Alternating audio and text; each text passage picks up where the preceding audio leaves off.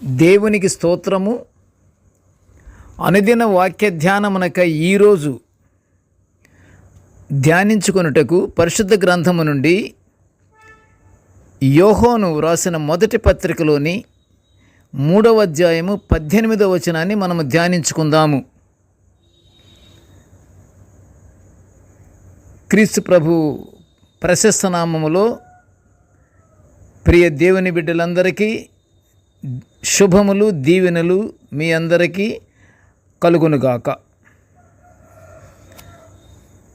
ప్రియ దేవుని బిడ్డలారా, ఈరోజు మనం ధ్యానించుకునే ధ్యాన వాక్యాన్ని ఒకసారి పరిశుద్ధ గ్రంథము నుండి మనము చదువుకుందాము.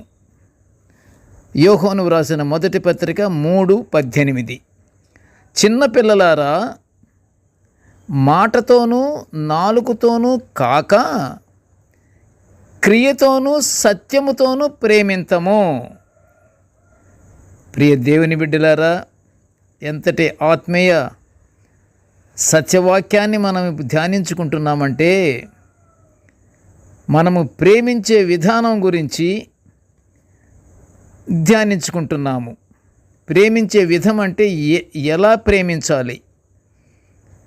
వాక్యం కూడా ఏమంటుంది? నాలుగుతో కాదు, మాటతో కాదు,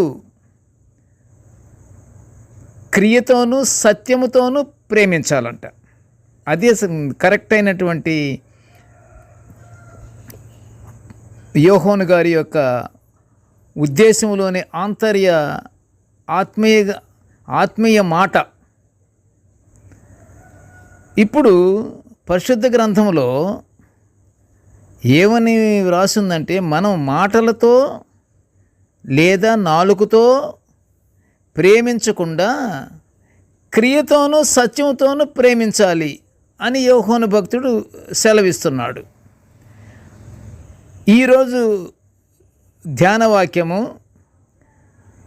మనము చక్కగా ఒకరికొకరు ప్రేమ కలిగిన వారమై ఉండాలనే గుర్తింపు ఈ వాక్యము ద్వారా మనకి తెలియపరుస్తుంది. సహాయం కావలసిన వారికి, సహాయం కొరకు ఎదురు చూచే వారికి ఆ సహాయం చెయ్యకుండానే చేసినంత హడావుడి చేసేదే మాటల ప్రేమ.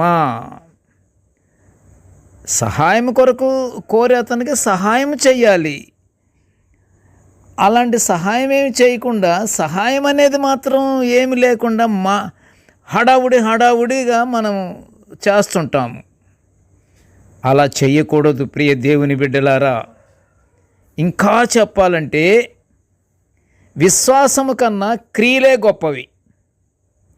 క్రియలు లేనప్పుడు ఎవడైనాను తనకు విశ్వాసం కలదు, నాకు విశ్వాసం ఉందని చెప్తే ఏమి ప్రయోజనం? అవునా కాదా? క్రియ లేకుండా విశ్వాసం ఉందని చెప్పుకుంటే లాభమేముంది? అట్టి విశ్వాసము అతనిని రక్షింపగలదా? ఈ మాటే యాకోబు పత్రికలో 2వ అధ్యాయం 14లో వివరిస్తున్నాడు యాకోబు గారు. అంతేకాదు, ఎవడైనను శరీరమునకు కావలసిన వాటిని ఇవ్వకుండా సమాధానంగా వెళ్ళండి, చలి కాచుకొనండి, తృప్తి పొందండి, నోటి మాటలతో చెప్తే అతని ఆకలి తీరుతుందా? అతని చలి వేయకుండా ఉంటుందా? అతను తృప్తి చెందుతాడా?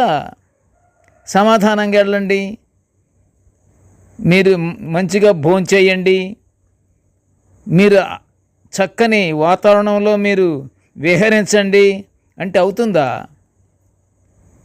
యాకోబు భక్తుడు 2వ అధ్యాయం 16లో ఈ మాటలు వివరిస్తున్నాడు.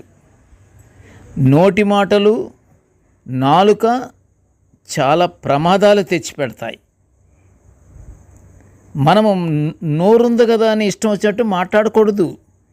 ఆ మాటలు చాలా ప్రమాదానికి దారితీస్తాయి. నాలుక అగ్ని వంటిది కదా, అది చిచ్చు పెడుతుంది నాలుక. కనుక మనం జాగ్రత్తగా మన నోటి నుంచి వచ్చే మాటలు ఏం మాట్లాడుతున్నామా ఏమిటని స్వపరీక్ష మనము చేసుకొని మాట్లాడాలి. మనము చాలా జాగ్రత్త వహించాలి. ఆ నోటి మాటను, ఆ నాలుకను, ఆ రెంటిని మనం అదుపులో ఉంచుకోవాలి. ప్రియ దేవుని బిడ్డలారా,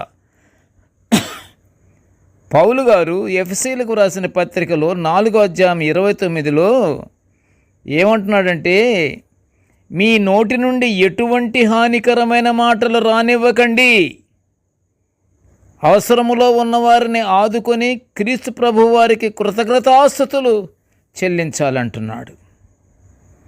ఎంత గొప్ప సలహా ఇస్తున్నాడు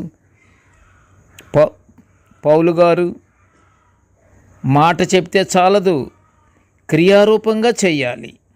గనుక ప్రియ దేవుని బిడ్డలారా, మన క్రియలు అందరికీ ఉపయోగంగా ఉండేలా చేసుకొని దేవునికి ఇష్టమైన బిడ్డలముగా ఉండాలి.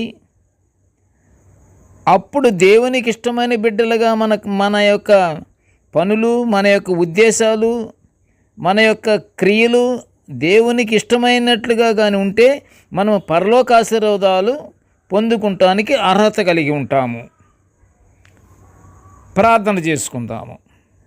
కృపగల తండ్రి, జీవముగల నాయనా, నీకు స్తోత్రాలు ప్రభువా. నీ దివ్యమైన వాక్యాలను మేము నిత్యము ధ్యానించుకునే భాగ్యాన్ని మాకు అనుగ్రహించినందులకు నీకు ఘనమైన స్తోత్రములు స్తోత్రములు స్తోత్రములు నాయన.